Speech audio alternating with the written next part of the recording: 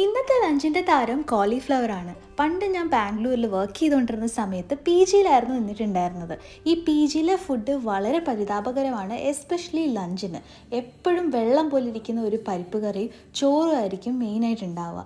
അതുകൊണ്ട് തന്നെ ഓഫീസിൽ നിന്ന് ഞാൻ ഉച്ചയാകുമ്പോഴത്തേക്കിനും കഴിക്കാൻ പോകുന്ന ഒരു ഗുജറാത്തി മെസ്സിലായിരുന്നു കേട്ടോ. ഒരു ഗുജറാത്തി കപ്പിൾ അവരുടെ വീടിനോട് ചേർന്ന് നടത്തിയിരുന്ന ഒരു ചെറിയ മെസ്സായിരുന്നു അത്. സംഭവം ചെറുതാണെങ്കിലും നല്ല രുചിയുള്ള ഹോംലി ഫുഡായിരുന്നു കേട്ടോ അവിടെ നിന്ന് കിട്ടിക്കൊണ്ടിരുന്നത്. നല്ല ചൂടോടെ റൊട്ടി അപ്പോൾ ചുട്ടു തരും, കൂടെ എന്തെങ്കിലും ഒരു കറിയും പിന്നെ തൈരും പിന്നെ കുറച്ച് സാലഡും.